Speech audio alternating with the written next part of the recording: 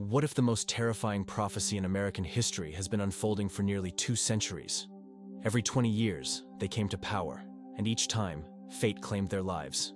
A coincidence? Or an ancient curse that still haunts Washington?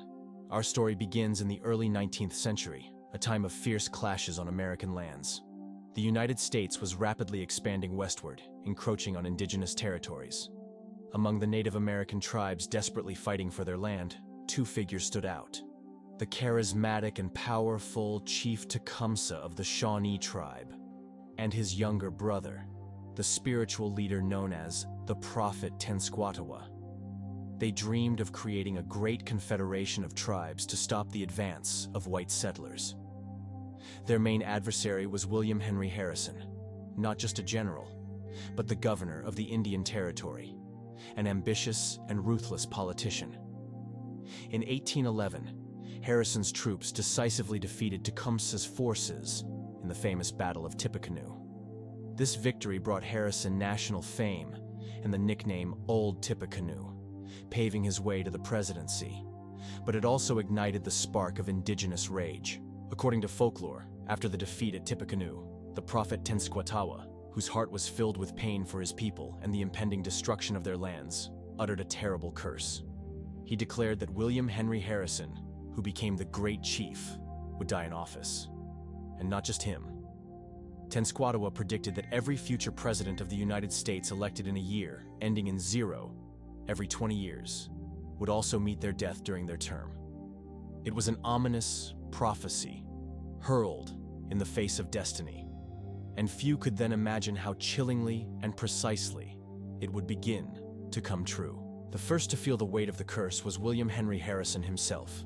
Elected in 1840, he took office as the 9th president of the USA, but his triumph was short-lived. Just 1 month after his inauguration, on April 4th, 1841, Harrison died of pneumonia. He became the first president to die in office, and this event immediately gave rise to loud rumors of a curse.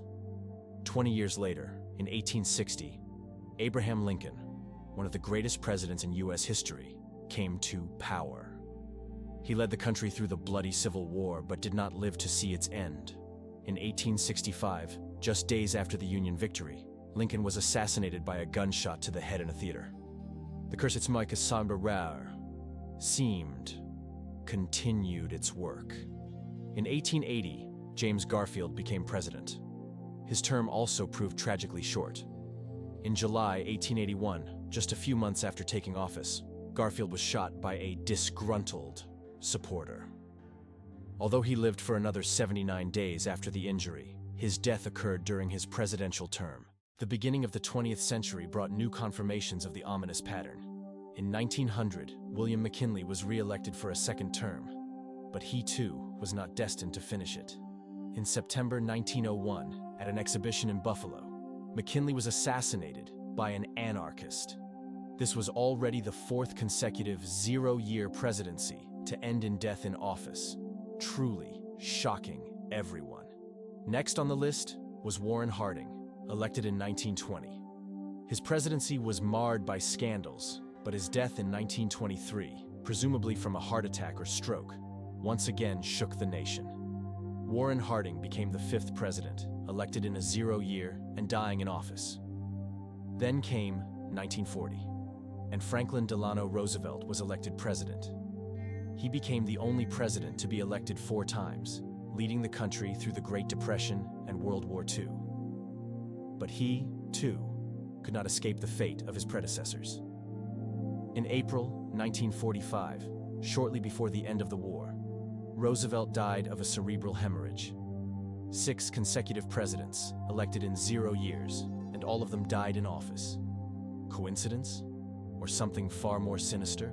In 1960, the charismatic and young John F. Kennedy was elected president. His election marked a new era of hope and change in America, but his fate also turned out to be tragically linked to the curse. On November 22, 1963, during a trip to Dallas, Texas, John F. Kennedy was assassinated by a sniper's bullet. His death shocked not only America, but the entire world. This was the 7th consecutive presidency, beginning in a 0-year and ending with the leader's death. By this point, Tecumseh's curse had become a widely known urban legend, passed by word of mouth. Every new zero-year election brought anxiety and superstitious fear. It seemed that the ancient curse was relentless and timeless. Then came 1980, and Ronald Reagan was elected president. The whole world watched his presidency with bated breath, wondering if the curse would come true for the 8th time. And it almost did. In March 1981, just 69 days after his inauguration, an assassination attempt was made on Reagan. He was seriously wounded, but, to the surprise of many, survived. Reagan not only survived, but successfully completed his first term and was then re-elected, serving a second full term. He became the first president elected in a 0 year who did not die in office. For many, this was a sign that Tecumseh's curse had finally been broken, or its power had run out.